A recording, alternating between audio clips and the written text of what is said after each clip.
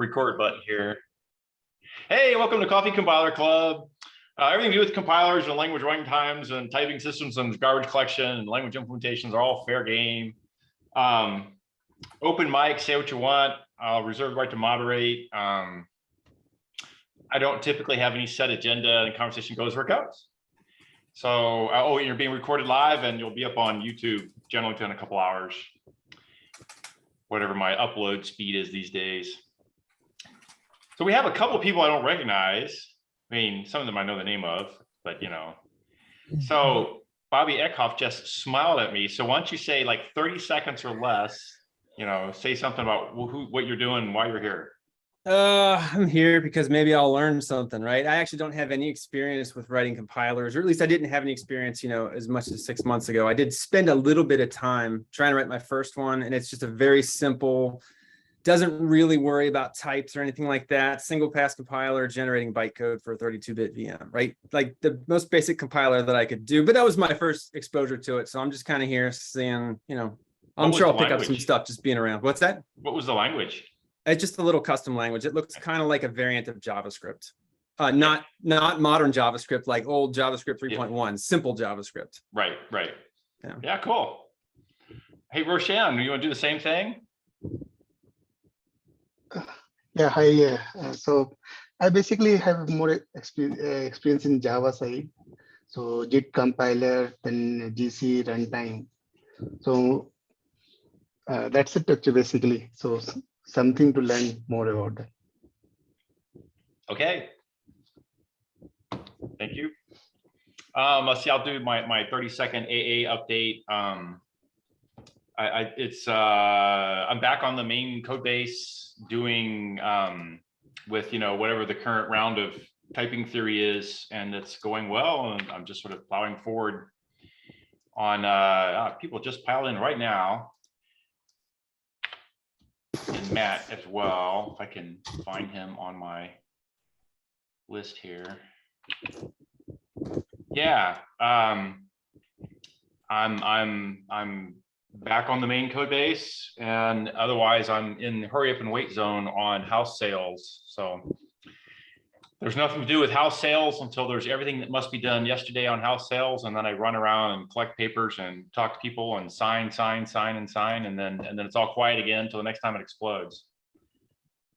So, you know, house sale, but round 2 is well along, but it's just, you know, random 0 to 100 or back to 0 again whenever it fires off. So technically today I'm closing on Sunnyvale, my old house, except in theory, you don't have to do anything. And in practice, when they say you don't have to do anything, about 75% of the time, oh my God, yesterday immediately you must have X done. And they call you at the last second, say, oh, we're stuck, we're dying here, we need yada, yada, yada. Oh, okay, fine, and you just gotta do it. Isn't it always? Well, you know, some things go like smooth and steady and there's work and progress, and some things, this is just like into army, you know, hurry up and wait. That's what it is. But it's going. So, you know, we're all in progress there. Cool. Holy crap. So do we have a topic to start with? I can offer some corrections on Sure. things I previously said, where the topic was building ELF files that worked both statically linked and dynamically linked. And there was a question which components in the ELF file are resolved by their file name and which components had an absolute path embedded.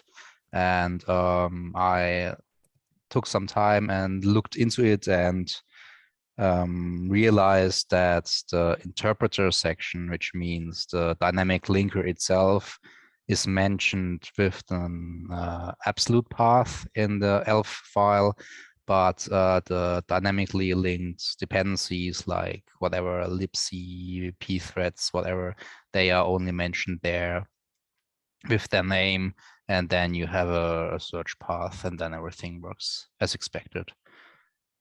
Yeah, and yeah, and spent previously some time thinking, okay, what actually happens if we write a different dynamic linker into the interpreter section of the ELF file, and what's the minimal amount of work a dynamic linker has to do to actually produce a runnable ELF in memory. And yeah, interesting topic, but very little to actually read or watch on. It's like there is some online resources on, Oh. well, this is how the ELF file looks like, but after that it Very- gets scarce. It's very old stuff, and all the world depends on it. And hopefully somewhere in the world, somebody knows how the hell it works. So there's some maintenance going on. I But, could imagine that. Yeah, I could imagine that reading the UPX source code may be quite interesting and helpful in that kind of sense. I'm sorry, UPX? Yeah, the It's a universal compressor. executable packer. Yeah. That's an executable packer, and it does all shitty kinds of magic. I don't know. It's black magic to me. but It's it it's works meant to incredibly. compress your executable into a much slower. And technically, I read it once. Technically, it compresses. There is a specific way that it compresses the app. I think there's many ways. They support like, I don't know, like 20 or whatever different packing mechanisms. They pack sections differently and all kinds of stuff. And it's pretty incredible. It's around for like forever. I don't know. It's somewhere started in the 90s or something. And virus gunners love it when you use UPX. That's yeah. Excellent. Well, always know, good to know there's a ready use case for such a thing. Oh, I have to admit, I used it quite a lot for the embedded executables. So after stripping all the symbols and stuff, I actually ran it through UPX. It still stripped out like 20 to 30% size. Because I mean, I did embedded systems years and years ago, and by the time you strip symbols, there wasn't anything left. It was a pile of executable bits, but we weren't doing any dynamic linking. It was all statically linked ahead of time and then burned into the EPROMs. Right. No, for me, it's embedded Linux, and I try to do as much dynamic linking as possible because you normally have more than one tool using the same libraries anyway. So static linking doesn't make any sense. Yeah, no, this was actually embedded device. It was Well, laser we have printed. that too, but that's a different story. That's the horrible C code. Jeez. You know, it Yes. still amazes me that linker, the whole that technology is still there and underpinning so much shit. Yeah, as Chris mentioned, shitty C code. It's breathtaking that on Linux, basically, your whole ABI is defined by, here you have some C source code, and hopefully your compiler can make sense of it and combined with like the architecture and operating system rules for register use and the specific libc, you end up with something that looks like an ABI. And if you're trying to write language that doesn't look like C, you're a bit out of luck. And that's kind of the motivation behind looking into, okay, what's the minimal amount of what a dynamic linker has to do? Because let's say, okay, maybe can't we write a dynamic linker that doesn't operate on C ABI, but maybe some IDL file like Windows does it with like MIDL and WinMD. And I think that would be an interesting research topic. Yeah, to depending figure on out. what your What, you definition don't of think like Ziglang dynamic. will save us all? Sorry? You don't think Ziglang will save us all and make it easier to connect to Z? See? I can hope, but In the end, I don't care about C. I don't want to use it. It's like it's a negative for me that that I have to interact with C at all. So any solution that removes bits and pieces of C is a plus for me. So I'm not Well, sure. get Depending after it on then. what, Sorry. Hotspot Hot topic, did a thing hot topic. where we got a described signature for who we were talking to as part of the porting step. So one of the portability discussion descriptions is this is your register API for talking to the C on the OS in question, 32-bit, 64-bit, this version of C versus that version of whatever, GNU, yada, yada. And you had to describe that somewhere. And then he generates all the crossing register allocation things for you from there. But every one of those ports has a not very big, but a description that says, here is the horrific register API passing convention. But y'all ended up writing your own Java-like DSL for that, right? It wasn't Java-like, but yeah, there's a DSL for that. Yeah. You mean JNI or we mean? Yes. So the hotspot JIT can directly call C code that is in the native VM, which means that it doesn't follow the JNI rules. It follows whatever the VM rules are. It can directly call JNI code, and it uses its own calling convention when calling JITted to JITted code, which can take advantage of strong typing to do a better job for the calling convention. And it knows how to call the interpreter. So there's 3 or 4, depending on how you're counting, different calling conventions, and he knows how to cross call between them all, take and return and go in and out, whatever. And he does that by having a set of descriptions of signature styles, a mapping from function signature to register locations. That is part of the porting process. Yeah, you're I- talking about API, right? For respect to dynamic linking. So if you think about the Java model, if you load new Java code, that need not have any interaction with C at all. So if you control that runtime environment, then for your language, you can do whatever you want and you can ignore C completely. But when you talk to the OS, of course, then that's its called boundary. It's kind of right. As soon as you want to malloc more memory for garbage collection, as soon as you want to call file open, close, read, write, you're calling into C code generally. Sometimes you call it to the OS directly, but generally calling the C code. Yeah. At least in the worst case, you need some assembly to do the syscalls yourself, but it's kind of the same thing. Yeah, I didn't ever do the syscalls directly from Java. We always went to C wrappers, but we could have gone to syscalls. We had the right things, but again, it's like, well, I don't know. If you're making super high volume syscalls, the register wrapping overhead might matter, but generally, by the time you're doing a syscall, that's your slow path already, and then just calling C saves you from one layer of grief.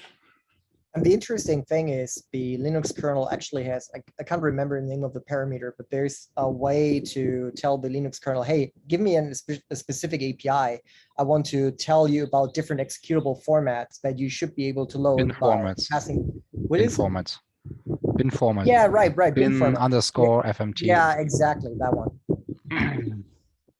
Yeah, I think Mono used that for .NET executables like 15 years ago, and I think everybody on Linux really hated it. I don't think so. I still think you have to put mono and then you put the path to the executable. I don't think they actually use it. Maybe there's a way to activate it, but by default, I think you just call the mono interpreter and tell it here's the executable file to execute. But maybe wrong. I haven't used mono in a while. Oh, wait, my camera system actually used mono. Could you look it up? one unrelated thing is I saw this paper. I linked it in the Google Doc about basically it's a way for garbage collection to fuse the benefits of reference counting and tracing at the same time, or like in a clever way. So you get much of the benefit of both. At least that's the idea. So it's pretty interesting. Yeah, my number one experience with this is that nothing touches the ZGC, the Azul collector, and doesn't do anything with reference counting. So it'd be, maybe So some Catherine of McKinley, like the Steve basic, Blackburn, these are both top-notch people I've known forever and a day. Actually, I recognize when you use Zhao too. yeah, And so what for are the the reference counting, so if you're in a language where you can insert the right barriers, so like Java, of course, if you have a single field that gets many different updates, then you only have to do the first decrement and then the last increment, and then all those middle ones, they're not necessary. And then there's lots of little things like that, and then you fuse in the tracing as well, and then hopefully. So you back get up for a thing. second. The number one pause source on any modern Linux system running a garbage collected language is not the garbage collector. So as soon as you're tackling pause times at the garbage collector, you're missing out on the biggest set of pauses floating around. And they all have to do with kernel transition switches and page zeroing things, file and interrupt handling. They're nothing to do with garbage collection. So if your goal is a low pause time system, not a low pause time garbage collector, but a low pause time system, you have to start where the pauses come from. You can't start with the garbage collector. So So how as do soon you as I see track a those paper things that says down? low pause time garbage collector, I'm thinking you just missed the point. So this is slightly maybe low is the wrong word. So I'm actually, and I think the paper is actually okay with giving up a little bit of pause time guarantees in order to get other benefits like reduced CPU usage or reduced memory usage compared to the live heap and stuff like that. So it's not trying to go for the absolute lowest pause time at the expense of possibly other things. Does that make sense? Okay, so there is a large, interesting market for low pause time systems having to do with anything to do with real time of any kind. So, Azul got in it with high frequency traders, which are actually low latency trading, but everybody who runs any sort of controlling mechanism that requires something complicated wants typically a low pause time. And that's the issue with grabbing a sort of a modern Linux. And I'd say specifically for something like high frequency trading, you want low and consistent pause times. You want to know. yes. So I'm sorry. So you're correct. When I say low pause here, I mean the max pause is very low and the spread is also low in general. So it is not only that you have low average pauses, but your distribution is extremely tight. Yeah. And those all tie up with what the hell's going on in the kernel. And it gets doubly bad if you throw it over a VM layer. You go to Amazon and you say, low pause, and the answer is, you're a joke. Curse of the Last Reducer is all about surviving the long tail outliers without making your entire process wait for some poor slob who got swapped out because the MySqueal decided to do something stupid on the shared kernel box you're on. One other aspect is that tracing garbage collectors, the parallelism that they can exploit is fundamentally dependent on the topology of the heap. In the worst case, you have a linked list to which you only have the first one. But whereas reference counting, you can, because it's a local operation, it has less opportunity to fall into pitfalls like that. So dependent on the exact nature of your heap, you might be better off in some cases. Now, having said that, the way the Azul collector works is that reference counting is all running in the background. I mean, reference counting, the tracing is all running in the background. But right. So that is the trade-off. Exactly how many CPU cycles you are willing to spend, and what you depending on count of CPU cycles is dependent upon the size and complexity of the heap, and not whether or not it's all one long chain. If it's one long chain, only one thread can chase it. You're not burning any cycles. It just takes forever to get to the end. Yeah. But I wouldn't necessarily agree with the comment that reference counting is a local operation. That heavily depends on how you slice and manage your memory and how you allocate it. Yeah. For a thread local allocation buffer, I would agree. For a lot of other things, not necessarily. Doesn't reference counting put too much overhead for an object? It depends on exactly how you do the reference counting. You can. How about some middle approach? You start as reference counting, and you discover which objects are always counted together, and you expand There's the a region. large history, large body of knowledge about optimizing reference counts. Mhm. I So think for- That's the constant fight between C and C++ people that think they can do better than a garbage collector. Is reference counting better than GC? They claim yes. Most people claim no. So the C, C++ case, they have many more strategies like arena-based stuff. There not are just reference counting. certain, So yeah. there are certain But it's- strategies that, you're in manual memory management, so you pay in with your engineering hours. Yeah. And there Having is said that, I do it periodically because I get Right. dramatic performance benefits out of it when I bother to do it. right, and I think I said it a couple of weeks ago.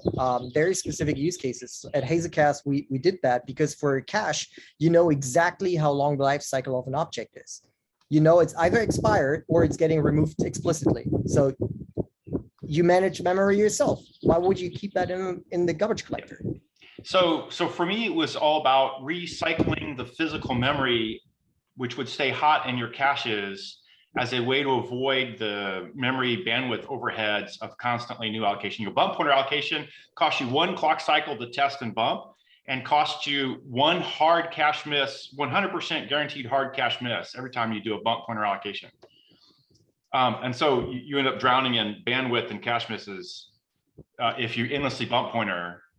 So if I can do lifetime management, if I know the lifetime is something reasonable, then yeah, there's a giant memory bandwidth savings, and that turns into direct raw performance. You mean that it's easier to reuse the memory you already have instead of asking for a new one? Yes, this is like I teach a stupid class on it. It's like, here's a log file, it's gigabytes in size. Go parse the log file and pull some crap out. Oh, how do we do the log file? Oh, I say buffer reader.readline, go read with a big ass buffer of 16K or whatever my big ass buffer is, and go parse the file. Okay, you lose already. You said buffer reader.readline.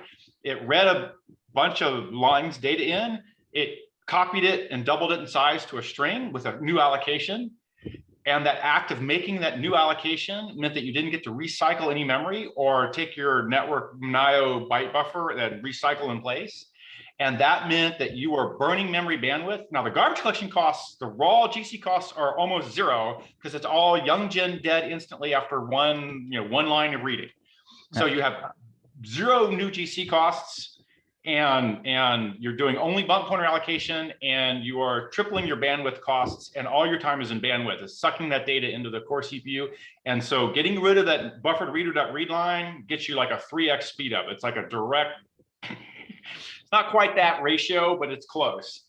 Right, I teach a class on this where here's a trading log file from the 70s, 80s, 90s that you have to, they make them today in terabytes and terabytes. Go parse it and look for all kinds of cool shit about what goes on in the trading world. I was wondering specifically about hard cache miss, what your solution was for that. Yeah. If you're saying that the bump pointer allocation always causes a you get You memory. need to reuse the same physical memory so that you don't bring in new lines. Bump pointer allocation gets you a new virtual address that has never been by the CPU, seen by the CPU since the last GC cycle.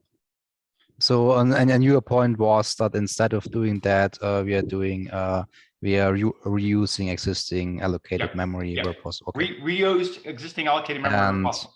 So in my log file case, I'll take your buffer to reader read line and instead say, I have a string-like thing that looks and behaves like a string with a string API, but it's backed over the network byte buffer with a start and an offset. So it gets flushed. It's a mutable string. So it's an evil thing from Java people's heads, but it gets flushed every time the network rotates the next file buffer chunk through. But I can take it, I can do, string that equals on it and hash it, and I can look it up in hash tables, and I can probe with it, do all kinds of stupid things. I can do equals and look for certain kinds of strings. In my case, I look for comma separated columns followed by probe into a table for different financial instruments, followed by min, max, and mod, and of the executive quantity and the price per and the blah, blah, blah, blah, blah. And all of these things are done with a stir-like thing, a string-like thing that gets reset every time I go to the next line in the log file. And because of that, I don't actually allocate any memory other than the network buffer, which is double buffered and flip-flopping, and the stir guy handles the wrap and shit like that goes on. And that's ultimately worth like 5x over an obvious buffer to reader.read line, followed by a string split, followed by pull off the columns in question and probe in a table and do your map reduce gathering over it. So it's a large integer factor speed up for not using bump pointer allocation. That's, you know, pretty straightforward on a kind of a interesting common use case. Go eat a big log file and do processing on it.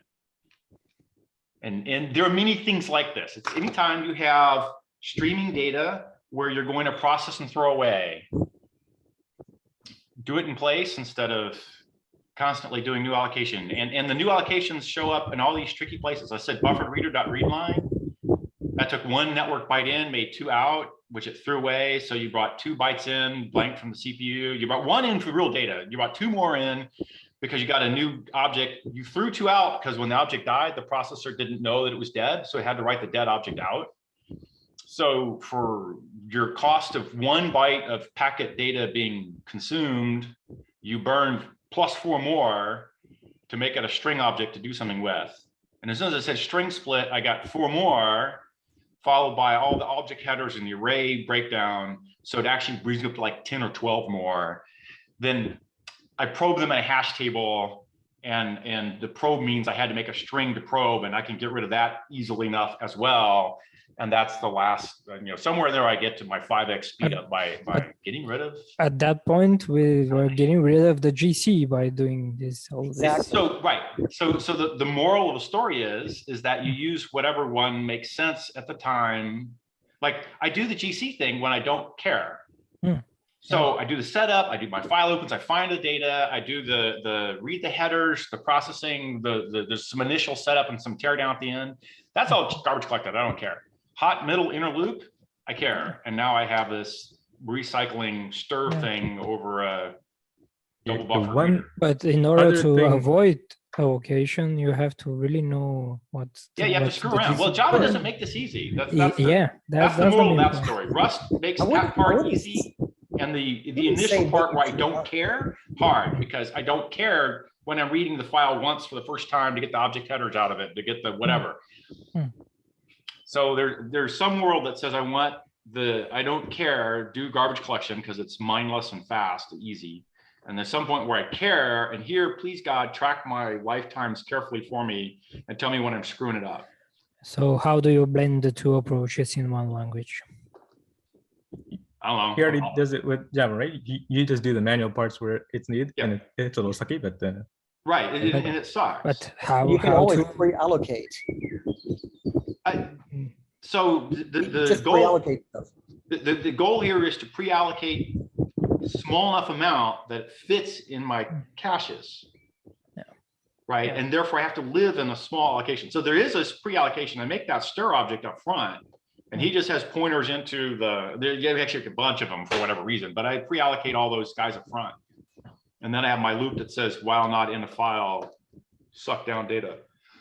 Yeah, sometimes it's really hard to justify some of the changes. In the past, I wrote some string deserialization, which basically didn't allocate anything. I didn't get it to no allocation at all.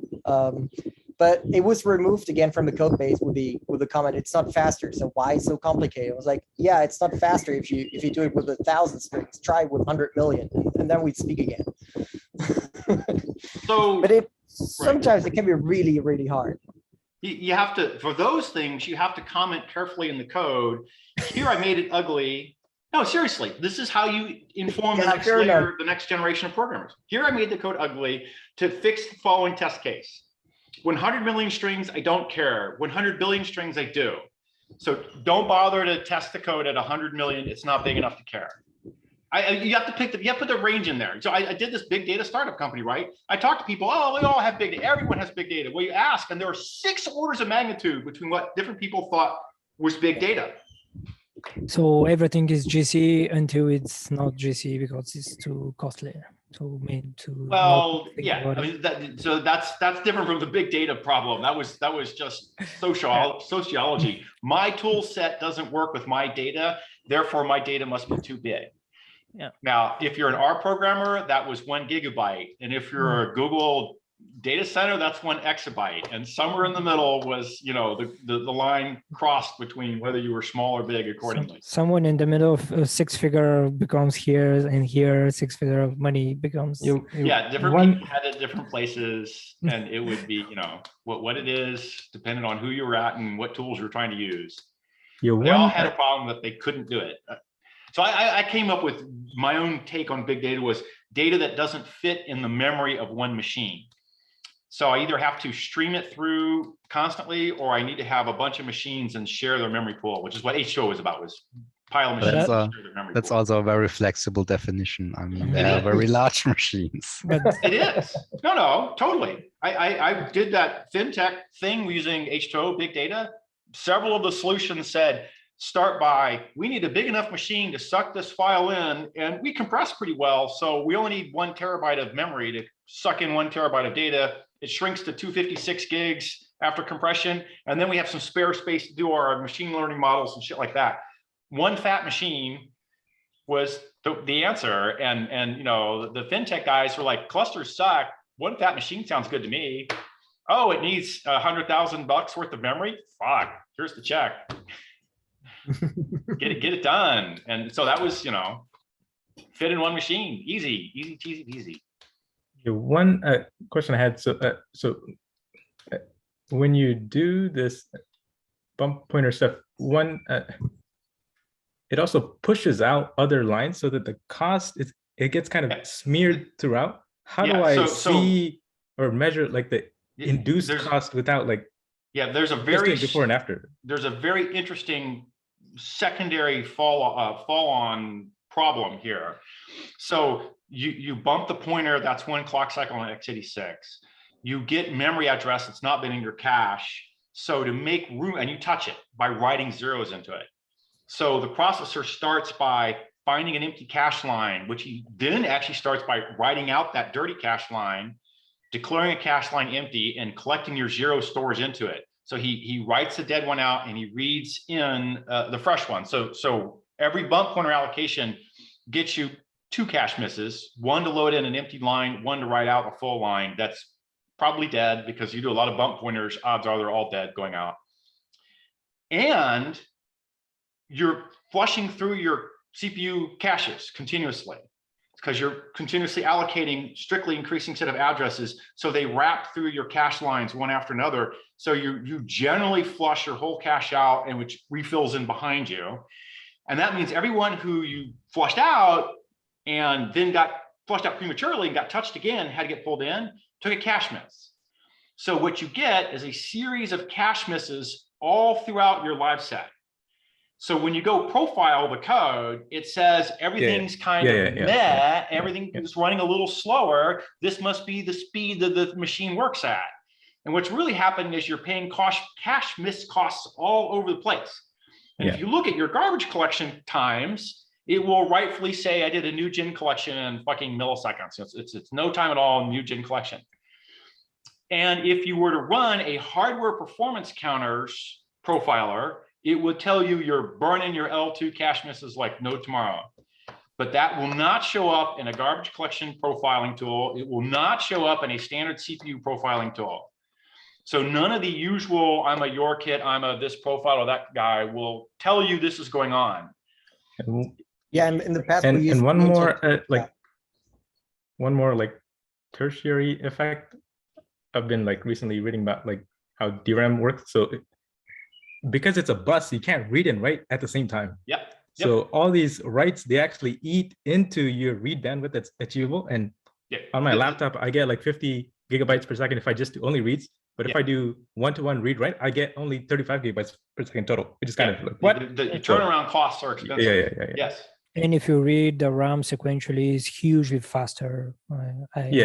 Yeah, and then the RAM prefetches, the core prefetches as well, and the RAM prefetches as well, but you still have to turn around and you still have to write out the dead stuff. Yeah. So how much does stack allocate plus escape detection save you from that? Like, how much can the compiler just clean this up for you? So escape analysis, not detection, is fundamentally fairly weak in practice. It gets something and it's getting better. I know people have done more recent work since I did it that they're claiming better numbers. I got out of escape detection roughly 70% of all allocations in a busy JBoss server running seems on the like a win. stack, which But was still the- not good enough to beat the Azul background collector. It's interesting. I'd posit that the benefit of escape analysis at some point, as it gets perfected, is that it basically opens up your previous frames on the stack as life cycle limiters for objects that you're allocating and potentially returning. So it solves a lot of the cache destruction behavior that you see in a JIT like hotspot. In a bump pointer allocation, there's nothing to do with Yeah. JIT. Bump pointer How allocation. about Yeah. how about partial escape analysis? Which Well, that's what can escape figure out- detection is. The failure mode for escape analysis is that if you're not perfect, you get 0. Well, if you're not perfect, you have to hoist. but right? So- partial escape analysis, which it can figure out which kind can keep on the stack and which cannot figure out. So the term partial escape analysis comes from a Graal paper. I think it's slightly misleading term. I think what they actually mean that it's just flow sensitive, because they can do escape they can track escape no escape status for different paths through the control flow. And they also do allocation syncing to the paths where it actually escapes. So a combination of flow sensitive analysis and allocation syncing to escape paths, that's what they mean by partial escape analysis. Okay. To me, partial escape analysis should mean if you have a huge object, if you will, you figure out what can you leave on the stack and what can you allocate on the heap. And there are very few huge objects anyway. I mean, that's Okay, that's fine. That's fine. You drown in a sea of small objects. What kind of sort of typically happens is you have some factories that produce an object and then fill it, populate it. Unless you bound the entire factory in your analysis, from the factory's point of view, everything escapes. So you have to include the factory producing the object in the lifetime of the object. And it has to have a reasonably short lifetime, but you have to swallow the factory and all its stacks producing it up to where it's used, and then it no longer gets used. If you inline the factory method, you can able to see some. You have to decide that you're inlining a factory in order to enable escape analysis. Of course. Which you otherwise might vote a factory being too big and too infrequently called to inline all of it every time. That's why this analysis frequently go in series. Then they came back. Then again. So right. So there's some very sophisticated inlining technology going on there for doing escape to enable escape analysis to pick up more. Of course. Escape detection does a different thing where he tracks statistically you're not likely to escape out of this factory. So the factory believes that he makes things that don't typically escape past some point, some count of stack frames on the stack. So when he makes an object, he puts it not in his current stack frame, but in a stack frame in layers up. And then statistically speaking, that doesn't escape. And it requires extra testing, requires the ability to allocate in layers up. And it covers a couple other things to go in there to track lifetime management. And then, like I said, I got a fairly broad set of things that were statistically speaking, not escaping, were actually stacked lifetime, stack managed. I could have spent more time on it and probably reached a point where I was reliably matching the Azul collector. You had endless number of funny bad cases that didn't help you. Like if you made a big, large array and you wanted it to be stack allocated, it didn't save you for performance reasons because it was too big to fit in your cache anyhow. But you had to track it on the stack thing, and then that blew out all your space for other stack likable things that might fit in your cache and be stack lifetimed, with that giant array. And so you had to, there's a bunch of management shit going on of trying to, or heuristic shit going on, trying to figure out what was worth stack allocating. So the other problem is that with arrays, the array is usually the tiny part of the array. So Yeah. you're allocating an array of, invoices, right? Mhm. So you end up with an array that's 4,000 bytes because it's, 32-bit compressed pointers, and you have 1,000 invoices, and then each invoice is 200 bytes, right? Yeah. And it's allocated separately. So it's Yeah. 200,000 bytes for the invoices and 4K for the array. And all of them may have a stack lifetime because you have a single threaded program, but it doesn't make sense to have the allocation go on the stack. Really, that's just too big. But even if you set a stackable side off to the side, your performance of that allocator has to be matching the performance of the main normal garbage collector and allocation strategy, because you're allocating a bajillion things that are not going to fit in your stack anyhow. You're not getting any savings for preserving the cacheable stack space here. Right. So I was thinking a lot less of stack and a lot more of just memory behavior, because if you had allocated the array sizes instead of 4K as 200K and just put the elements in line, which you could theoretically do if you could prove that it doesn't escape, if the elements don't escape outside of the array. Yeah. So you use like the Valhalla. This is thing, where just two line- tracking, Yeah, the track would catch that, would let This you is- allocate them all. where in a line. tracking lifetime of the objects become. Yeah, it turns into thread local allocation and not. But the reason stack- that's so important is because as you iterate through the array, say in a typical Java case, once there's been any garbage collection, particularly because it's no longer based on the bump pointer. So now you've got your array, you look there, you get a cell which has a pointer over here and another cell has a pointer. So as you iterate through the array, you absolutely cream your caches and suck down the larger than your fair share of the memory bus itself. The thread local allocation that I ended up with would typically sequentially allocate. Right. And so you would have one walking through the array and one walking through the objects, and you'd have two streams, but not an infinite random stream. So it was. Right. That's why I said after GC, because you may not be able to. Depending on the GC, they actually try to preserve that. Yeah. A lot of them do.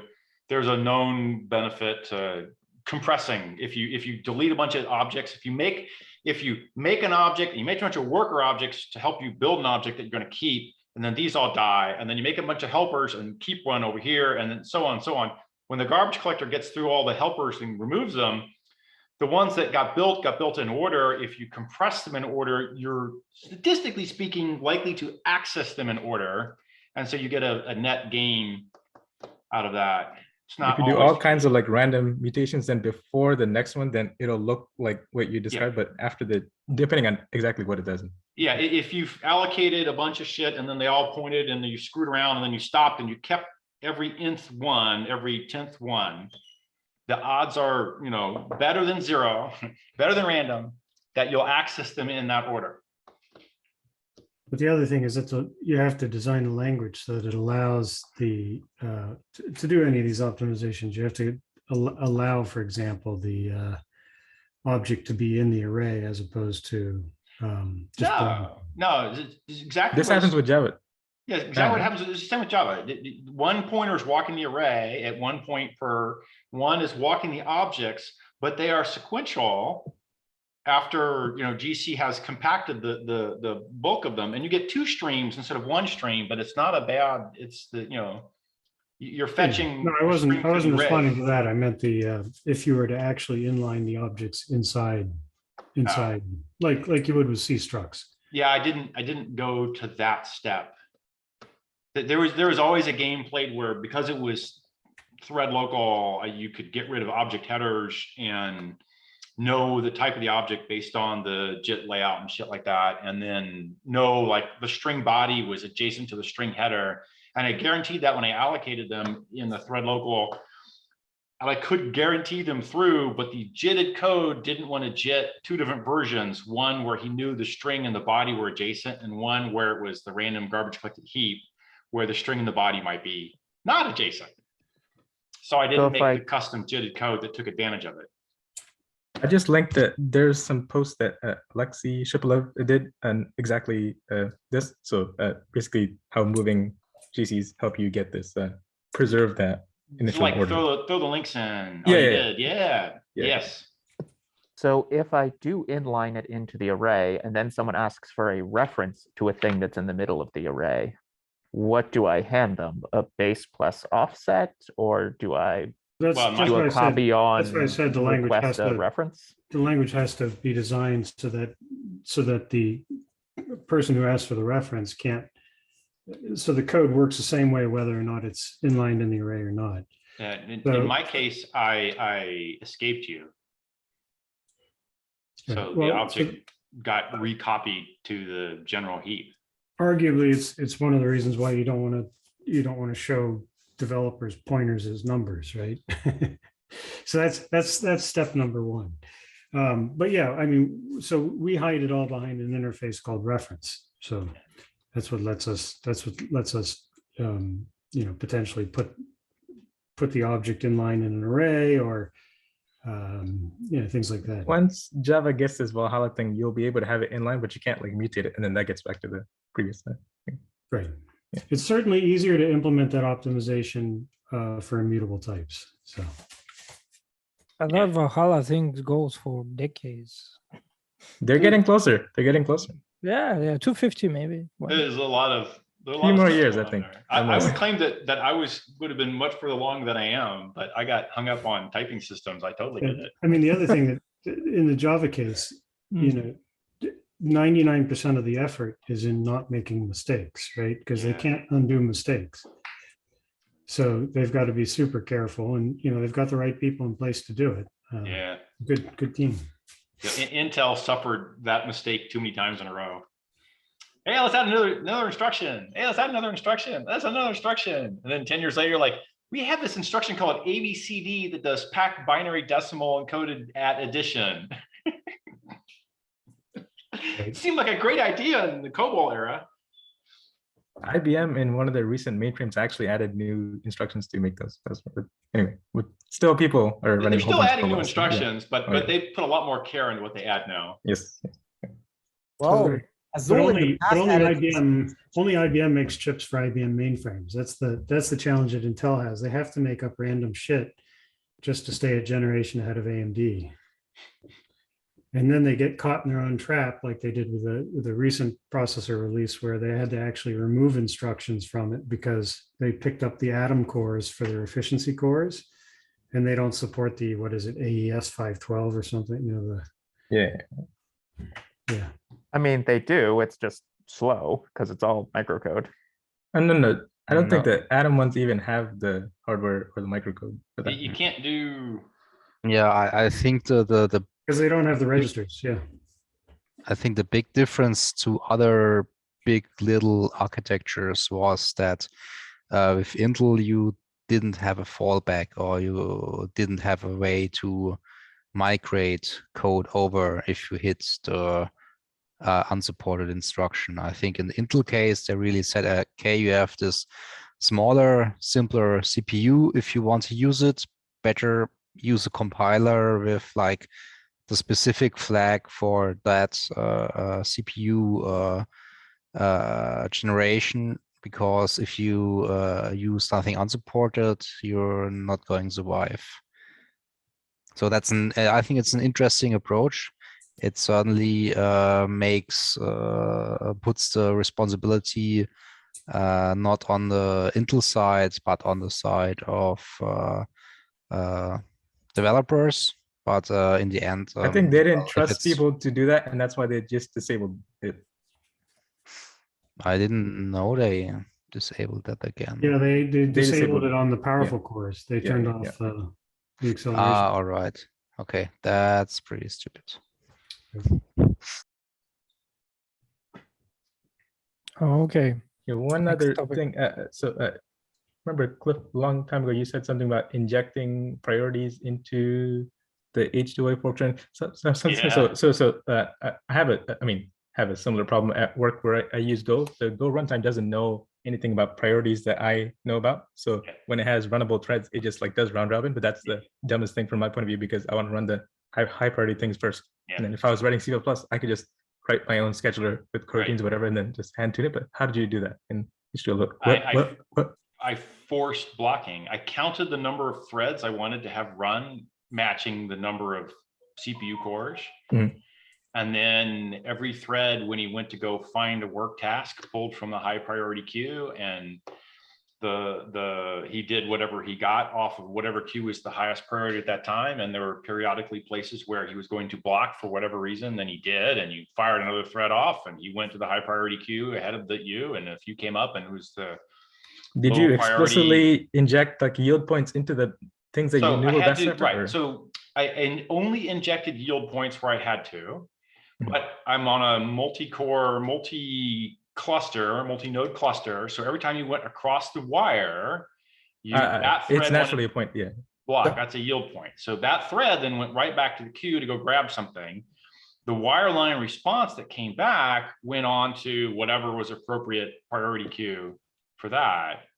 And in order to avoid, deadlock in a cluster, you had to have priorities had to add one every time that went around the cluster, one complete cycle through the cluster. So here's the specific problem. And Ganesh, I'm sorry to disappoint you, but I don't think you can ever do that with Go because of the Go routines, which are basically coroutines already scheduled. And the second you try to invoke a mutex or whatever, they're gonna stop and they reschedule in the worst case on a different thread. I don't think there's any way to do that. That's what I said. If I was using C++ myself, I can just choose the schedule that I want. The pattern I've seen there is don't have an infinite number of Go routines. If you say I've got 13 Go routines that are my workers, and they each read off of high priority queue, mid priority queue, and low priority queue. And because Go select statements select in random order, you say read from the high priority queue 6 times and the medium priority queue 2 times and the low priority queue 1 time. And now you'll have a much higher probability of reading from the high priority queue. That is true. But the problem is still, if you have 4 cores and 4 Go routines, there's no evidence that the same Go routine will execute it on the same core.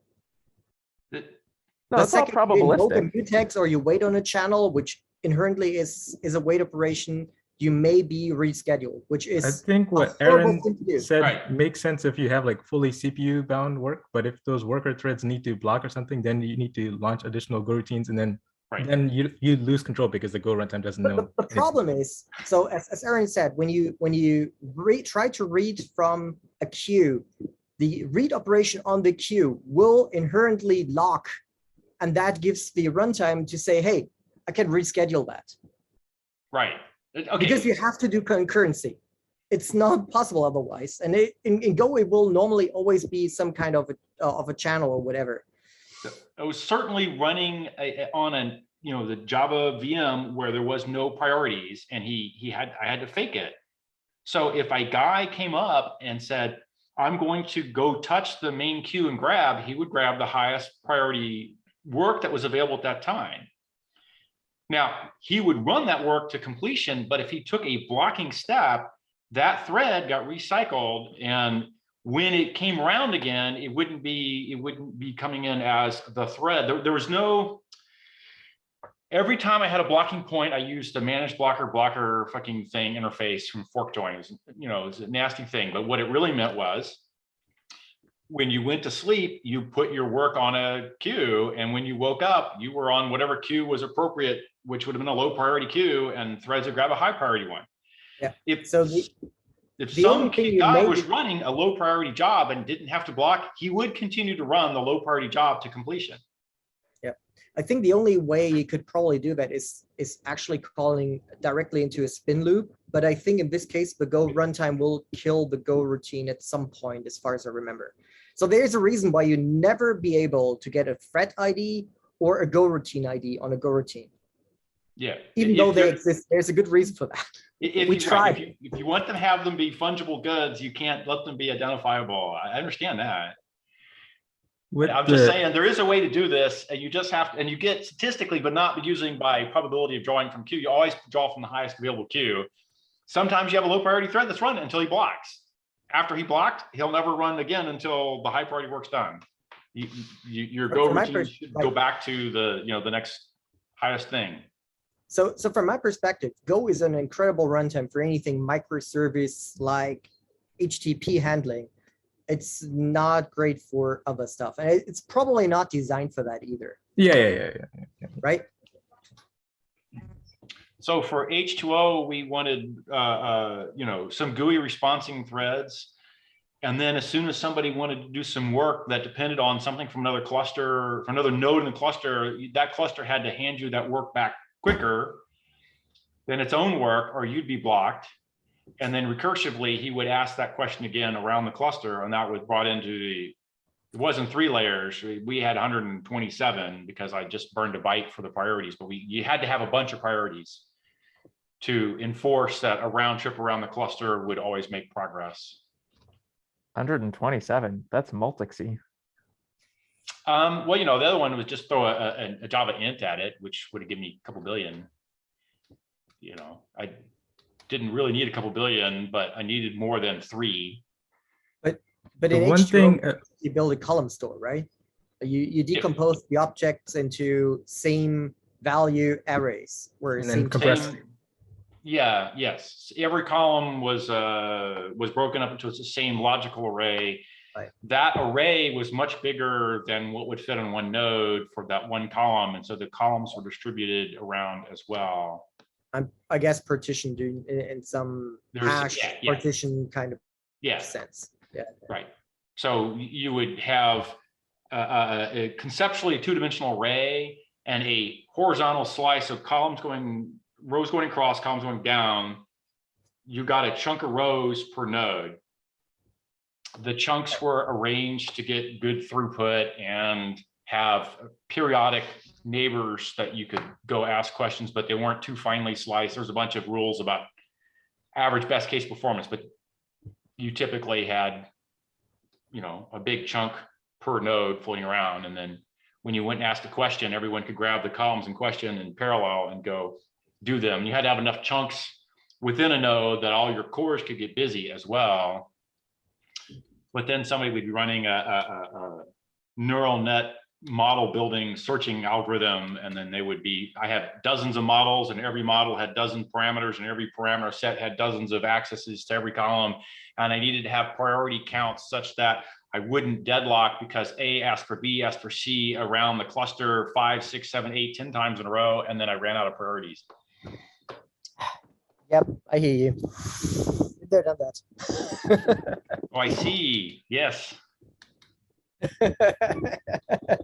No, it's good. We've had our warm days and it's sitting out. I don't have my Wi-Fi out on the balcony enough, but on the deck. But if I did, I could be outside, except it's in the morning. Well, for the next 2 days, that is certainly the right tree, right? Yeah. We're Santa Cruz weather now. It's cold and actually a little cloudy too. It was really clear a couple of days, but now, never mind.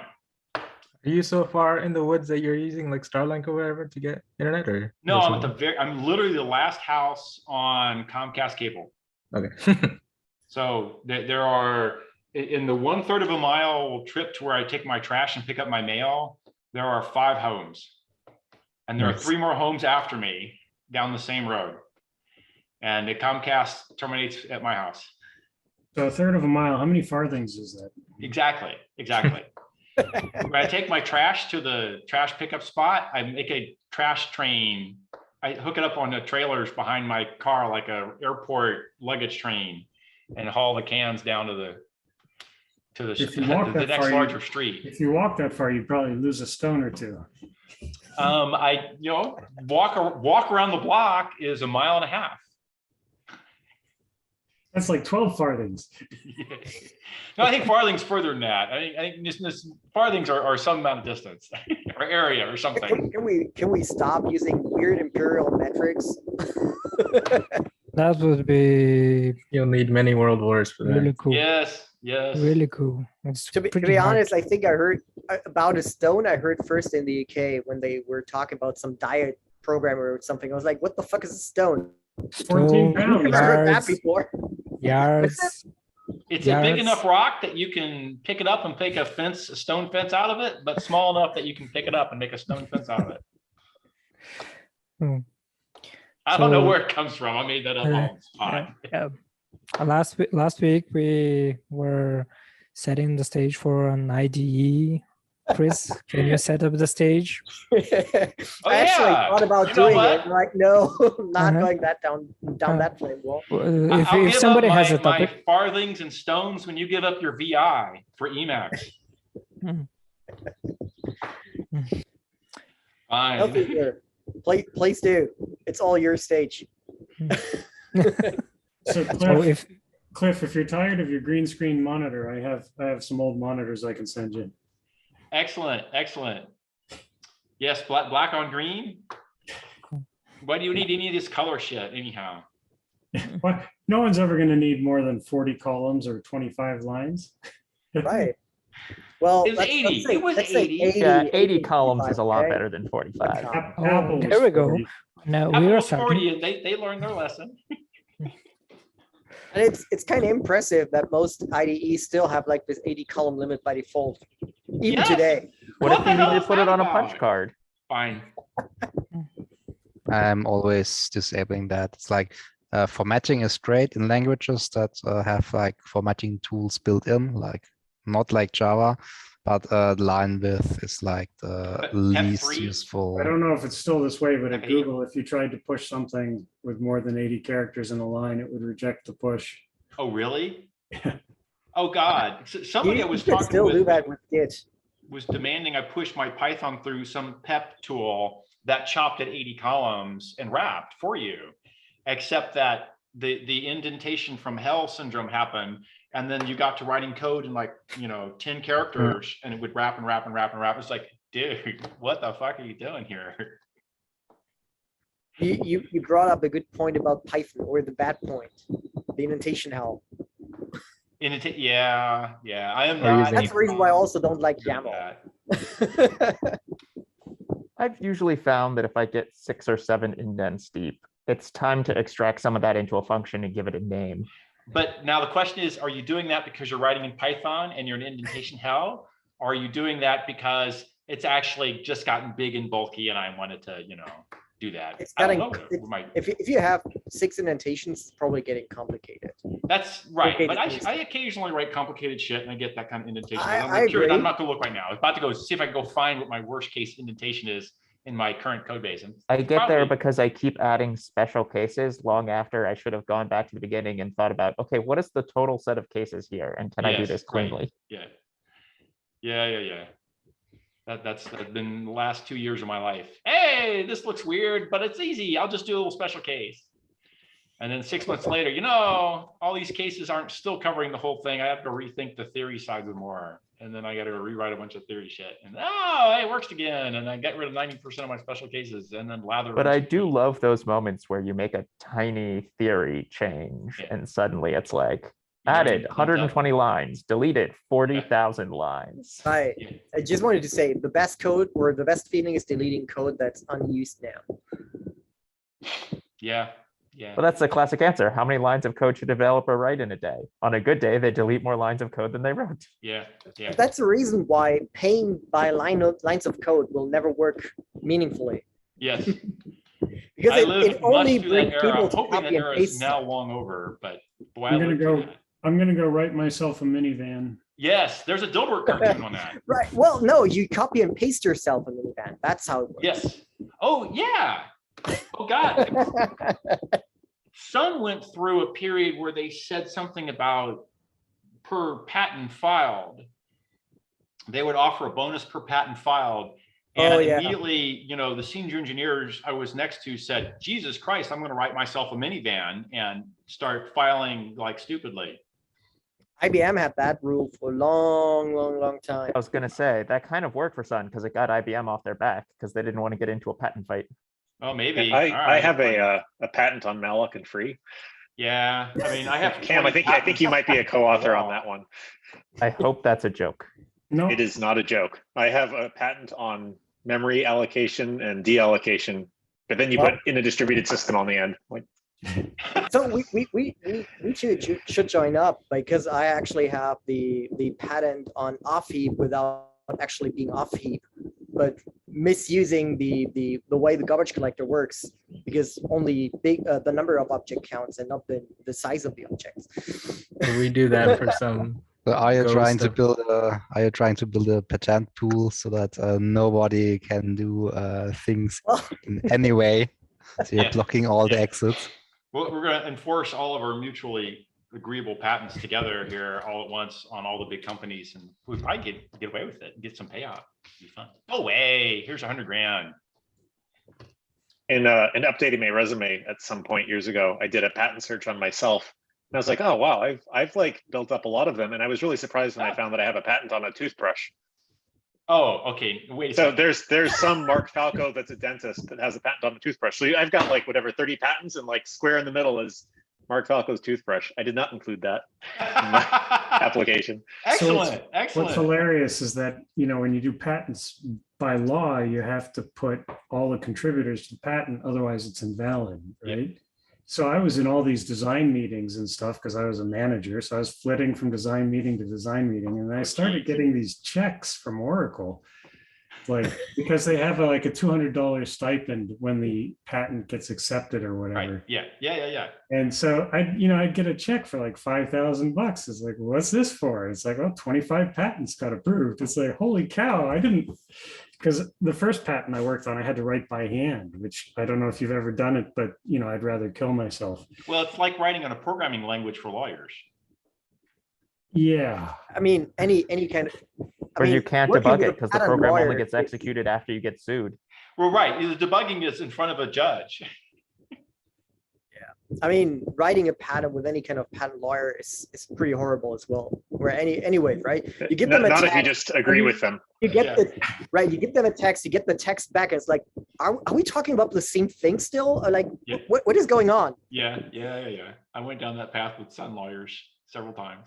They toward the end they got better. They had guys who were like patent specialists, and then it was oh, is that like HR specialists or like talent specialists? They would recognize that when you had taken some random noun and made it a jargon, some word made it a jargon noun in the context, as opposed to just completely blowing out on whatever nouns you had written and deciding that you were doing something incorrectly with grammar and flipping all your, JVM or jet would become something else. You didn't mean jet, you meant jump or something. You had. Yeah. So are patents still relevant in 2022? Oh, I'm certain they are. It's great. The general concept is sound. Why? And then the general concept is, instead of a trade secret, which you hang on to for umpteen years, you get a guaranteed 17 years to go make money off of it. And then it's fair game for everybody. But you have to enforce it yearly. You have to pay to. So there's a lot of misconceptions about it, but the biggest problem that we have now is that it's first to file, not first to invent. So if I built something based on a trade secret and someone stole my trade secret, they could patent it, and then I'd have to pay them royalties. Yeah, which is just fucked up beyond.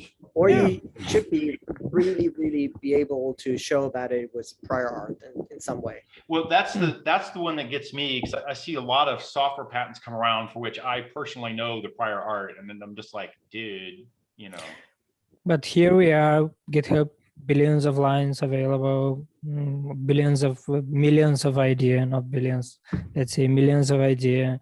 The patent is maybe an idea that works, but if it's open source on GitHub, I would claim prior art and like smack you down. The trick is to send them a invalidation letter. They say, give us $1,000 or we'll exercise this patent against you. And you say, great, here's the prior art. Give me $1,000 or I'll invalidate the patent that you're using to do this trolling. Oh, that's a good answer. That's just. They will not ever call you again. I haven't received you're violating our patent letter, but when I was at Azul, I certainly did.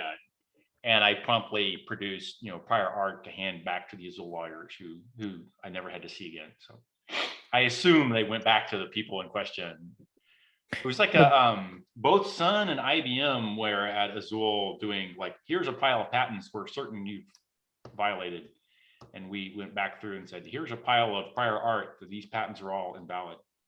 One other unrelated thing about the Azul stuff. So some of the recent ARM chips, they have the ability to, for you to specify that you want the atomics to be done remotely, or dynamically decide that it should be done remotely if it didn't find it in the L1 cache. Did you have stuff like that at Azul? Or The Azul, the Azul hardware had, well, there was the transactional memory thing separately.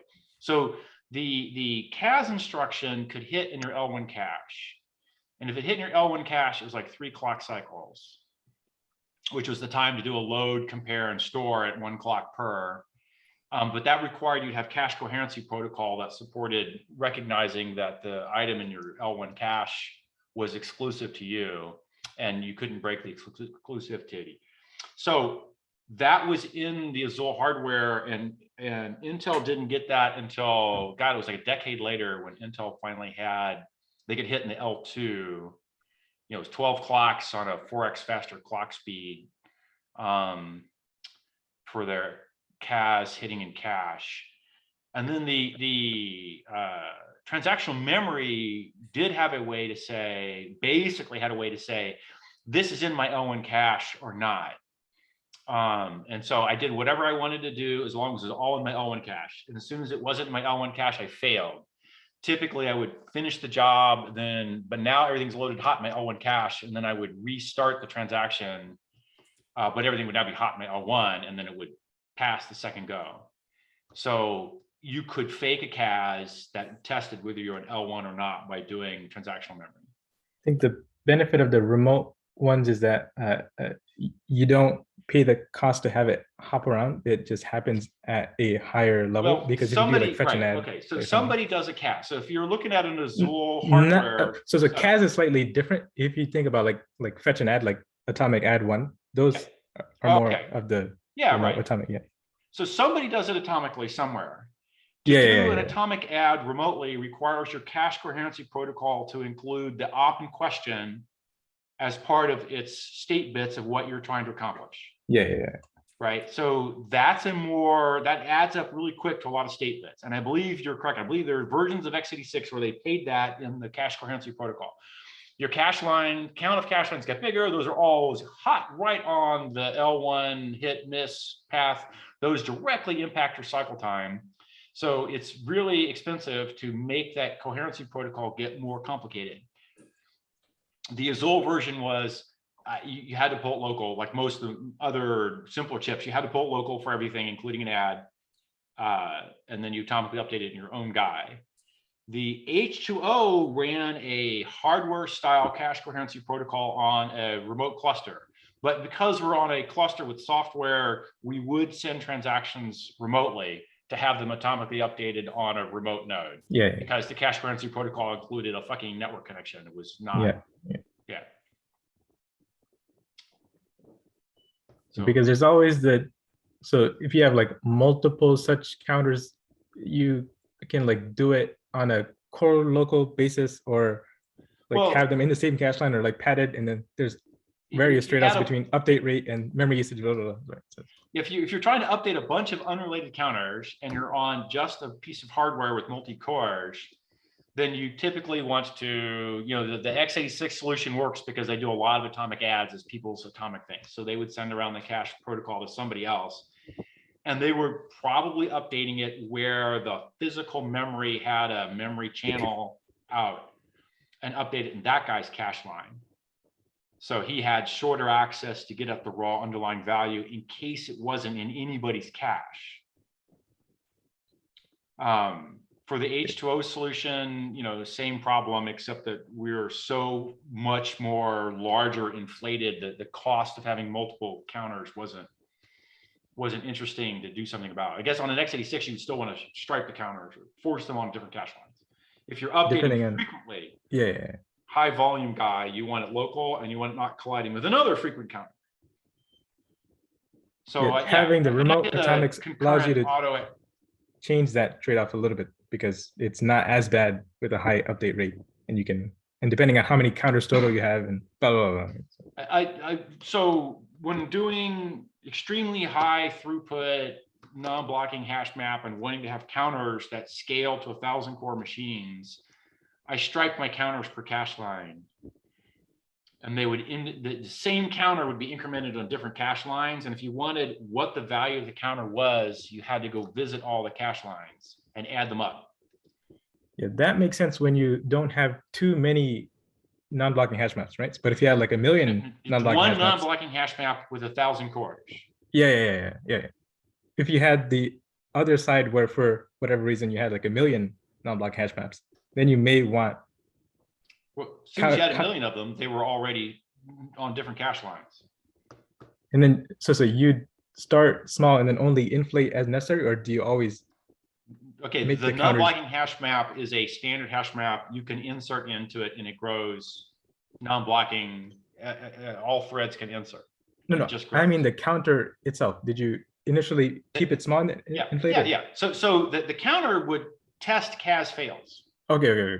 And when you CAS failed, he decided that he needed to be bigger and stripe it more. So he would grow to a next larger counter and then carry on again. Hey, bye. And that was, and then the atomic game was just making sure you didn't lose any count bits while you were growing to the next larger counter size. Yeah, there's something by Doug Lee, some long adder thing that does something similar. Yeah, he copied that from me, by the way. Yeah. Nice. I beat long adder by a decade, and then nice. He didn't need it because he was using x86s, which only had 2 cores, and then they had 4.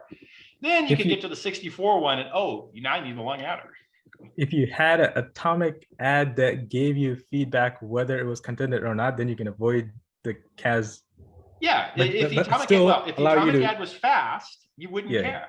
Yeah.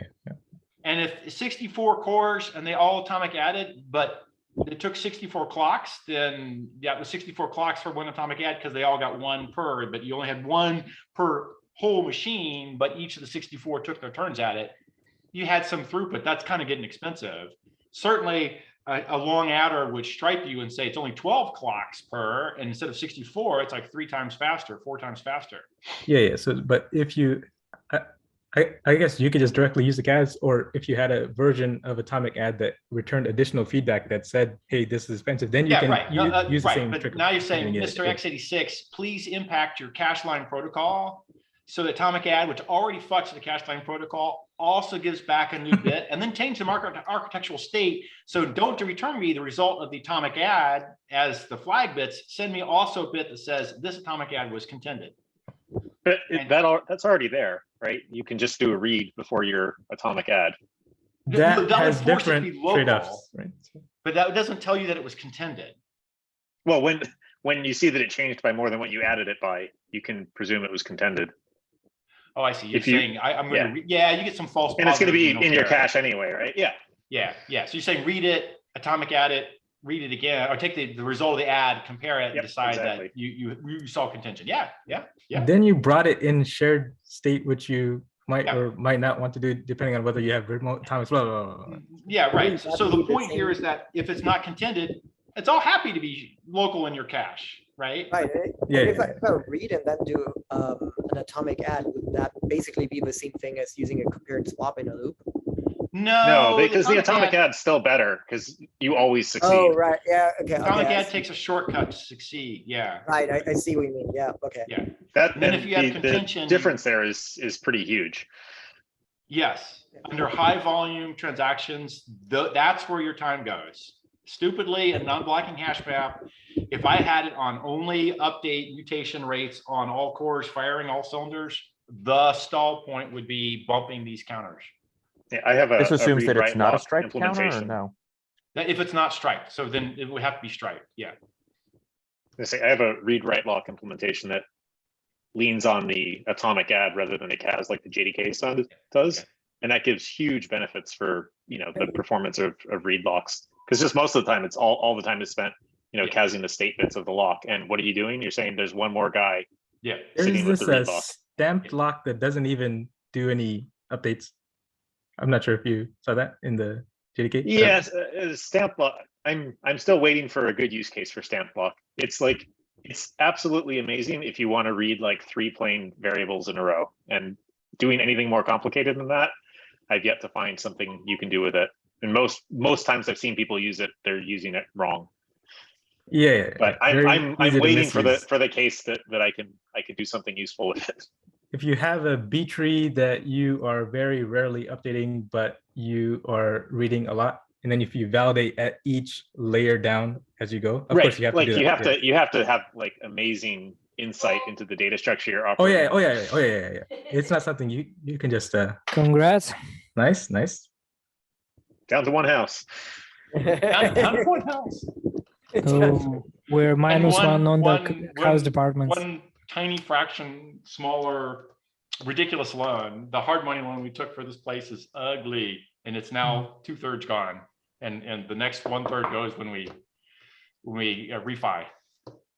As long as you kept your money in Bitcoin, you should be fine. Exactly. Boy, I tell you, that's what it felt like. Didn't have Vinny didn't come pay me a visit. It's time for your, time to pay up your loan. But it felt like it. Jeez. Oh, yeah. It certainly feels that dropped a stone from your heart. Yes. Yeah. Well, I haven't. We'll whip out. We have a bottle of champagne waiting for this moment. Oh, okay. Dinner tonight. Yes. Cool. So, okay, back to CCC. Yes. I don't know. You guys were talking about stripe blocks and stamp blocks and whatever. And none of that matters. Yeah. So wait, Mark, what were you doing read-write locks for? Sorry, what was the question? What were you doing reader-writer locks for? Hide read count. This very common situation, but I was just wondering what you were doing. Yeah, so I wrote this when I was writing some, like replacement to the fork join pool. Oh. And I had thought it was, as you submit a task, it's always the shutdown case that sucks, right? So like, what if someone's shutting down the thread pool? And so I was going to have it like, okay, so submitting takes out the read lock, and you only take out the writer lock when you go to do shutdown. But in the end, I did a stamp block like thing anyway, so I didn't even have to take out the reader lock. But I didn't use stamp block. Good to know. Yeah. The fork join one, at least when I last looked, it had some protocol for doing the shutdown. But it's that's it's just it's funny how like it's so annoying. Like everything is so clean, and then like you want to shut something down, and like it's this like collapsing point where all concurrency comes together, and like the shutdown logic is by far like the most complicated thing. Who cares? Yeah. And in the end, like the point of my stuff is it's executor services that are like GC friendly. You don't have to shut them down. They just get collected. Like you don't have to call this method, but still like it needs to be correct. So they just get collected for the services itself? As long as there is a task submitted. I mean, obviously if you're holding a reference to it, it's fine. But if you submit a task and then like forget about your executor service, once the task executes, there's no longer a reference to the service, and it just, is GCable. And so who shuts down the threads that were created? So this whole thing is about thread pools without threads. So it's called lightweight executor. So the overhead of the thread pool is like a map and an array. Sorry, a map and a queue. So it takes about a kilobyte in memory, and you can have millions of them in the JVM, and it's just fine. So in our production servers now, we have, I don't know, close to 10,000 by the time the JVM starts up, because they don't cost anything. They're just managing tasks through queues. Which threads run the tasks? So at the end of the day, each one of these lightweight executors, like you need to borrow a thread to run a task, but Java gives us an API to borrow a thread. It's called executor service. So you delegate to another executor service, which is usually another lightweight executor. So you end up forming this scheduling tree that funnels down to. And then you have some like shared thing at the bottom. Okay. Yeah, at the bottom, there's like this tiny simple implementation of a thread pool. It's like 300 lines of code. That's like, if you tell me you need a thread, I'm going to give you one. And if I don't have one, I'm going to start one for you. And right above that sits one lightweight executor that actually manages whether or not we dispatch tasks down. And then there's this whole tree above it. Interesting. It's pretty cool, and I'm getting permission to open source it. So they keep telling me, yes, we'll do this. It's some nifty stuff, all with each lightweight executor having its own scheduler, like the Linux scheduler deciding what tasks to run when. It's cool stuff. Well, if I'd had that 20 years ago, I'd have done H12 with it. So there you go. So in my opinion, a modern language should blend this kind of use case, or whatever you're sitting behind a future or you're using a service, you should be able to work with the function as if it were or it weren't, so it doesn't have to pay the cost. Are you using a parallelism with the threads? It's kind of a modern one, at least to me, a modern one. You should blend this so you don't have to pay the cost or you don't have to change the code somehow. How do you do It's parallelism amazing without how thread? much magic that people want and expect that requires such detailed low-level engineering work, and then So now in case go something support goes the people wrong, who want to do that low-level in work. case something goes wrong, everyone hates magic, right? Yeah. Okay.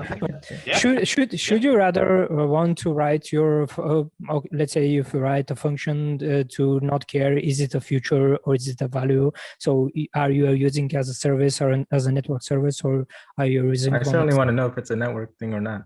I mean, Why? at least when I write the Why? why, because It's a it costs blocking more. operation. I want something that's a blocking operation. Is it blocking over the network, or is it blocking for local When, core, or blocking? when you write the higher level code, generally for network stuff, you want to batch if possible. Whereas for local ones, I don't care as much. Okay, So there's So what you just said was, you can batch depending behind the on- scenes. there's a style I write in for efficiency if I understand the cost of communication is yeah, high, yeah. and there's a different style I'll write if the cost of communication is low. Yeah, of Yeah. course. Right?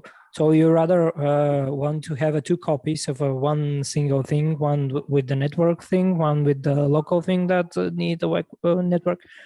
That's At why least when I write the code at work, I know what I am doing. I know what the different things cost, so I know what I want it to do. I don't want some magic thing that's going to mess up it from what I know I Like want it to your do. routines and your priorities. That's a last okay. last decision. That's an acceptable answer. If you want full control over what the computer is doing, or at least enough control, as much as I can manage within the constraints of the company. Blah blah blah. are you willing to Right. trade the duplication of code for more efficiency and control? What do you mean So- by duplication of code? Duplication means that if you write, let's say, if you write a network service that's and you don't know is it executing locally. If you executing locally, you don't want to pay the cost of allocating a future which doesn't do anything because it's on this computer, or you want to write on the multiple servers and pay the cost for the future because you The question actually. is, A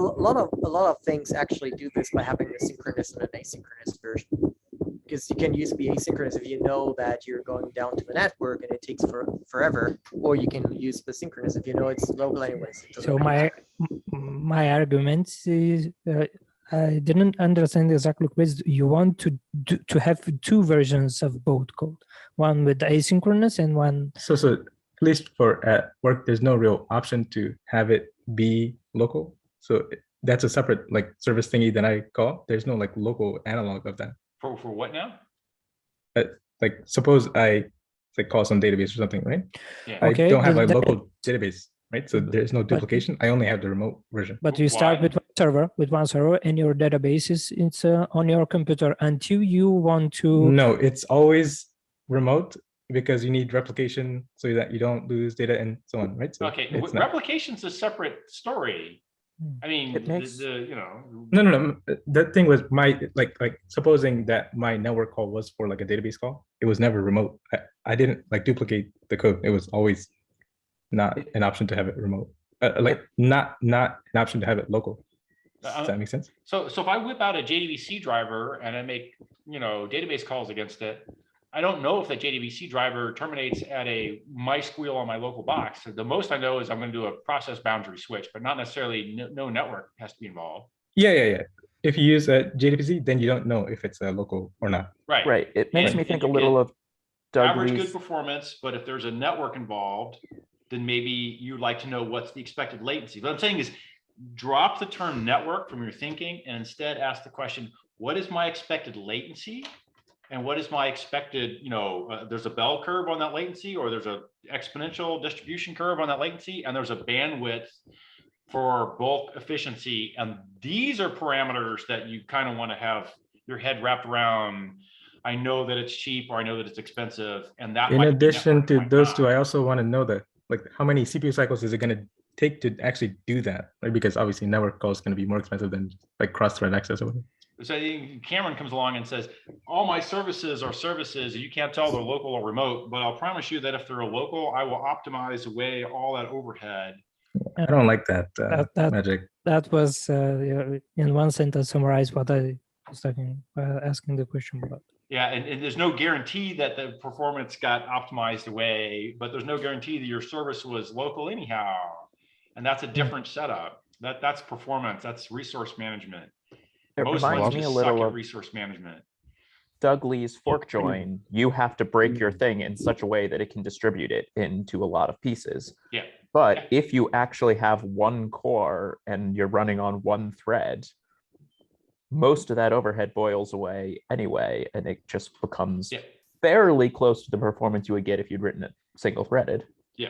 And there's also options where you can adaptively decide to break it down further or not, so that you don't actually pay much of that. Yeah, there's a minimum size that makes sense to spawn another thread, minimum amount of work makes sense to spawn another thread or not. And Doug did a good job of taking the minimal things such that the cost of not spawning didn't add up very much. You can also ask about the length of the local run queue. And then if that's too high, then you can avoid spawning. There's actually like a method like get the queue test count or something. Instead I said, when I pulled something off the run queue, it represented a power of 2 sized work. And he did half the work immediately and put the other half back on the queue. And the concept here was the run queues never got very big because they were holding on to work in powers of 2. The other problem with a lot of these things is that, Ganesh, to some of your earlier points, a lot of things are naturally blocking calls, right? So it's like, look at the challenges that Java team has had with these, with their implementation. I forget what they call it, but they're fibers. The loom thing, yeah. Lightweight threads or something, and it's like, and the problem with that is if you allow code to call something that where it goes kind of outside of the I don't know what you'd call it, outside of the managed environment.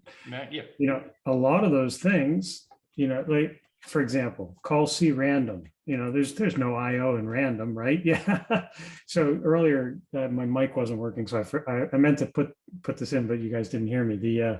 One of the things that slows down Java websites the most is random. Now it's been fixed in the last couple of years. Yeah. But a couple of years back, you'd run out of what's the term? Chaos. Dev/rand. Yeah, and it would just block everything, right? So if you have a language that can block on the fact that you're asking for a random number, I mean, like, so I mean, this is one of the things that kind of went into our design. We're never, the way we explain it is we're never more than one instruction deep. From a managed point of view. So in other words, there's never a call out to, some fopin or freed or fright or what, like there's no blocking calls that can be done from the language. And that's one of the ways that we can achieve some of the guarantees that we do. Because otherwise, everything you do could have downstream, you could be 10 levels down and it goes off and asks for a random number and you wait for 5 seconds or an hour. I'm surprised that the random number stuff worked like that. Even for the crypto ones, you would only just like initialize the random number generator with the dev random, but then everything else. There are so many things that so many people do not understand about the way things work today. The amount of complexity that's hidden from you is just no, but there's no intrinsic reason why. I mean, since it got fixed, there's no intrinsic reason. The original reason was pseudo random was not random. And dev ran read a hardware line that was free floating and picked up white noise from the environment. It was truly physically random. So this was really appealing to a bunch of nerds back in the 70s, 80s, and they made a dev ran and everyone picked up on it and took it and ran with it. But it's Turned not out just to be that. I a mean, giant choke point. SSL connections were shown, you know, when SSL connections were based on pseudo-random, it was shown hackable. So I mean, at some point 15 years ago, companies switched to using actual random instead I of think it was more than pseudo-random. 15. Whatever. I'm 14 years old, so like Fine. time makes no sense to me whatsoever. Fine. But you know, so they all switched to dev random, and then at that point they ran out of entropy, and you know, and basically the servers were blocked on new connections because connections come in at 10,000 a second. You know. Yep.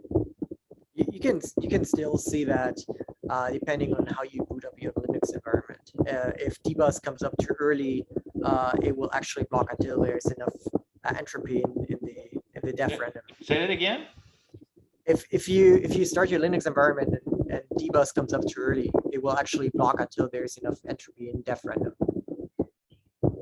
So same thing, right? Because there's a startup, in Linux they often fixed it by just storing like the last entropy before shutdown, and basically reload that. But if you write your own Linux and you haven't set that up yet,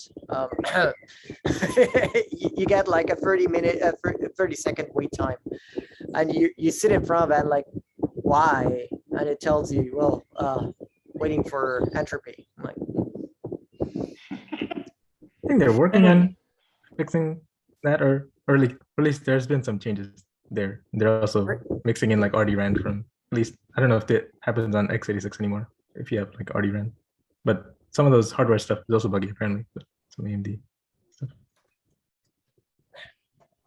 Yeah, it was always surprising to me that the real random wasn't some function of the chip itself, especially once Intel started building in temperature sensors and stuff like that, which, you know, real-time temperature sensor, it's hard to imagine a better source of random.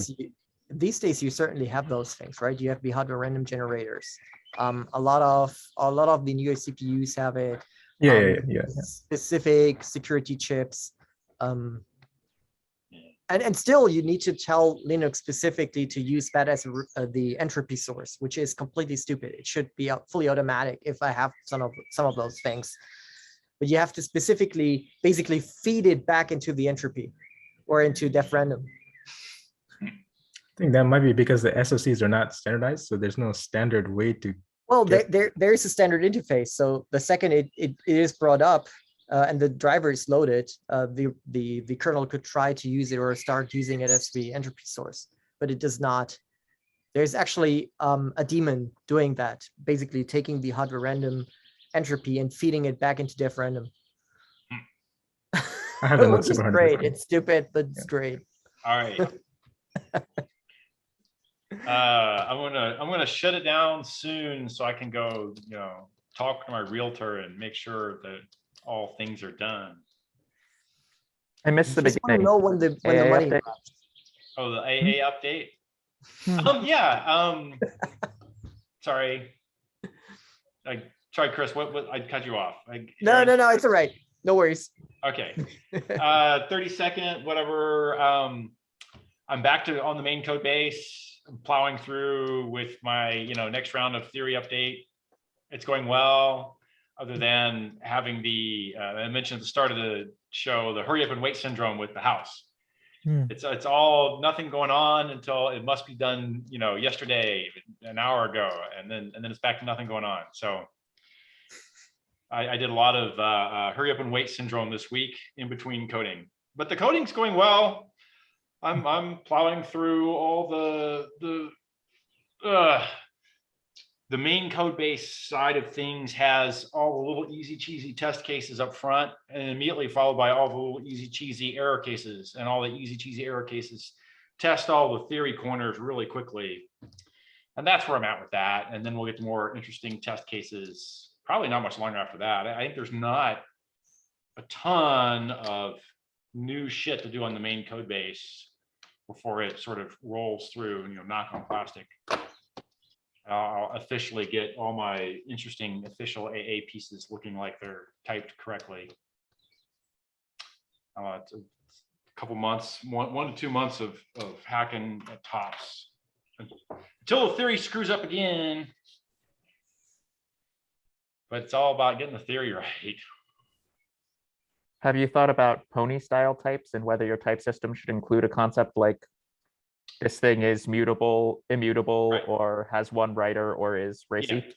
Yes, I have. And where I'm at with that is I want to finish out and validate the types that I have now. And at this point, I basically have an infrastructure to let me edit theoretically interesting types sort of relatively easily and test them robustly.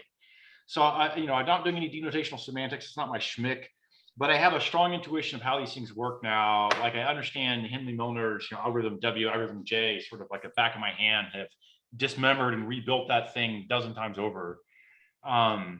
So I believe I can add that kind of type annotation along with the Rust style lifetime management annotations fairly straightforwardly to the type system. Whether or not they flow into the language semantics and syntax, well, I don't know. But the theory side, I think I can add, validate that I can actually infer off of it, type it well, and then move that over to the sort of main code base. I think that'll happen straightforwardly. So there's a lot of these things I want to go add once what I have is like stable all the way down the line. And boy, I found all kinds of weird, bizarre things I had to go sort out that I'd never ever thunk. Like all my error typings have to include every possible error condition all at once so that I get the same error in the end. Like most of the typing systems I look at today, if you have a type error, they just stop and say, you had an error and you're done.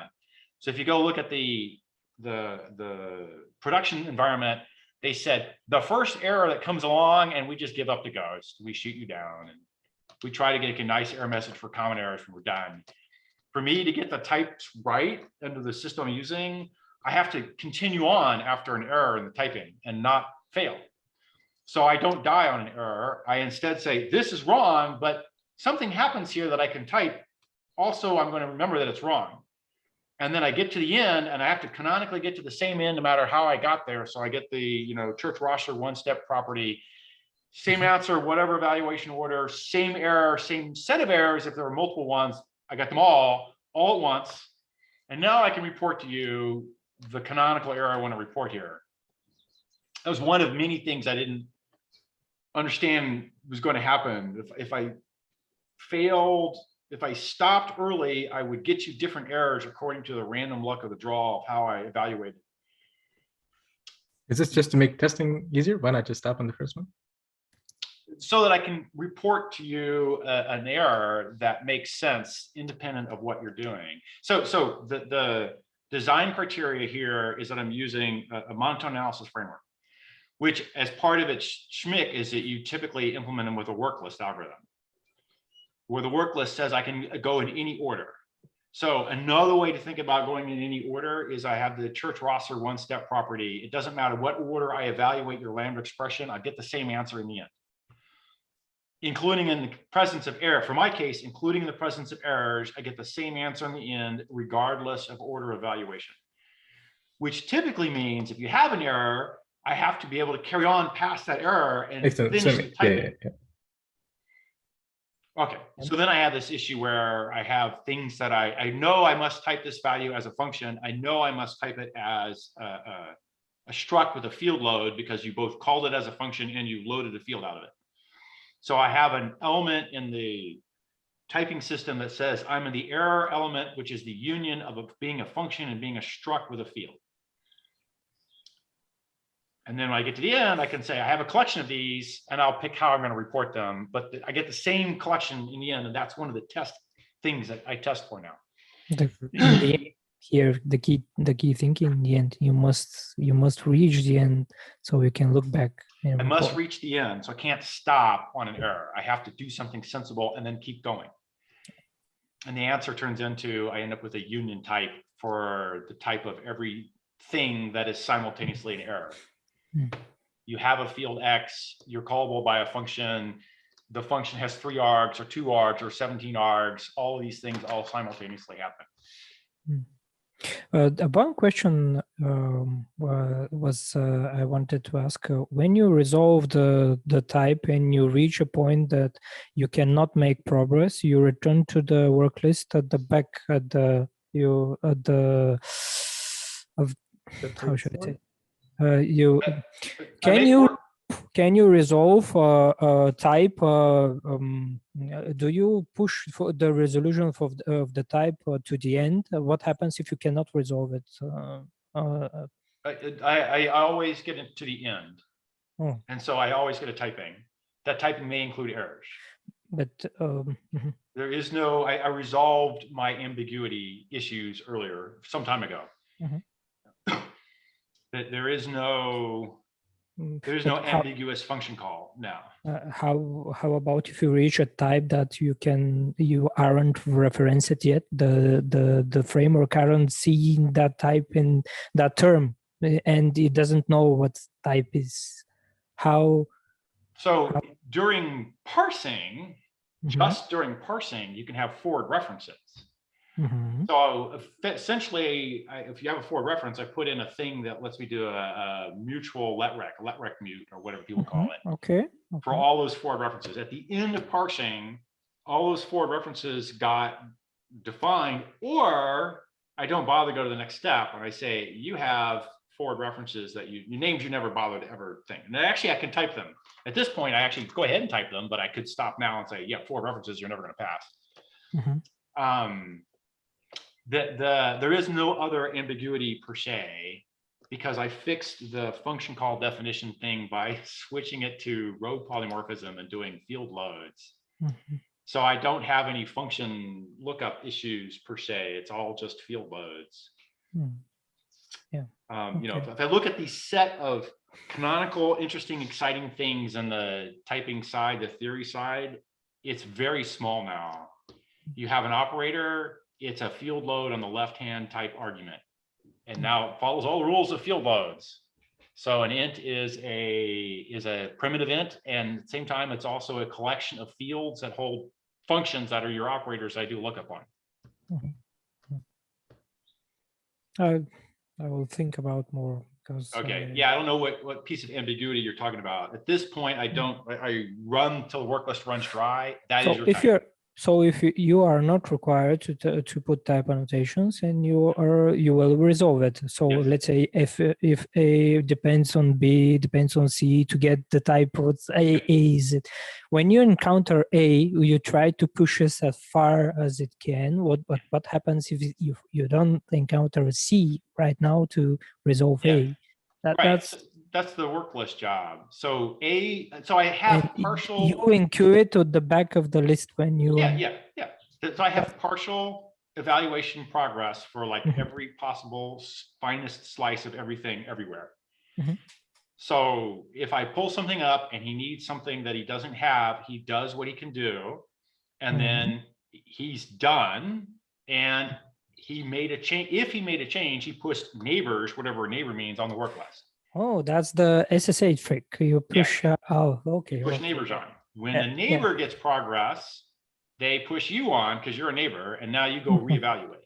Yeah, that was correct. Okay, and then you get linear time if you can prove that things can only be evaluated so many times before they've maxed out. It turns out it's not quite linear because Hindley-Milner can have some big types that incrementally grow. Yeah, and it's the same problem for all things. I figure out why the worst case of the Hindley-Milner is exponential. Because if you have A, B, and C and D, if you pick the wrong order, U is the worst. It's 2 to the X. How many types? That is why it's exponential. In practice, you never encounter that, but this is a possibility. I have a speed hack for the classic Hindley-Milner algorithm that I believe drops an asymptotic number off the end. So I have a test case that does one of these horrible growth things, and I get n squared like timings out of it and n squared like output results. Like my answer is n squared in size, not exponential in size. Yeah, but you shave a huge chunk of complexity by being monotonic, because this is such a hard property, you can rely on it. Yeah, well, yes, and that was a weird one for doing that with Hindley-Milner, but yeah. At least to my opinion, as I understand it right now, monotonicity shaves a huge complexity out of this. Yeah, okay. I believe you. I don't have the theoretical proof. My observation is the thing that causes the blow up that other people see, I don't blow up as bad. My answer is still large, but it's not exponential time to get it. Mhm. Okay, we'll talk about more. Yeah, Yes. that's a giant algorithm. The next question. week, when We can go there next go round, but that's a big algorithm answer. I've done a thing to the classic Hindley-Milner that you could do to anybody's Hindley-Milner. Never mind Mike Tyson. It has nothing to do with the Mike type system at all. I did an algorithm hack that I believe drops an asymptotic thing off Hindley-Milner. All right. Okay. Next time, somebody bring up Hindley-Milner, and I'll happy to run down that path. I don't have obviously don't have a prepared thing, but I can. Yeah.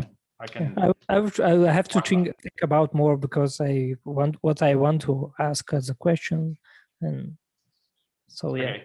Well, there's an easy here in 5 minutes or less. The easy hack is that there's a point in the classic Hindley-Milner algorithm where on identifiers you make a fresh copy, then you unify. And the act of making a fresh copy gives you a bigger thing, and then you can continuously make fresh of a double-sized unification, and that's your growth. So I interleave the fresh copy and unification with a fresh unify algorithm hack that only makes new things if the act of making a fresh copy and unifying would do something. So it guarantees makes no new type variable if I would make a fresh and then instantly unify, which would remove a type variable. Unification removes a type variable. So I skip the make it unify it if I can during the fresh unify thing. Oh, yeah. And that appears to lop an asymptotic off all my growth steps. So we can talk more about that later, and we can run down and look at some of the things. In fact, I could do timing tests. I haven't done timing tests other than to see that it's a lot faster than what I've seen other people do, whatever. Yeah. All right. Okay. Till next week, till we meet again. Yeah. Bye. Bye-bye. See you, folks.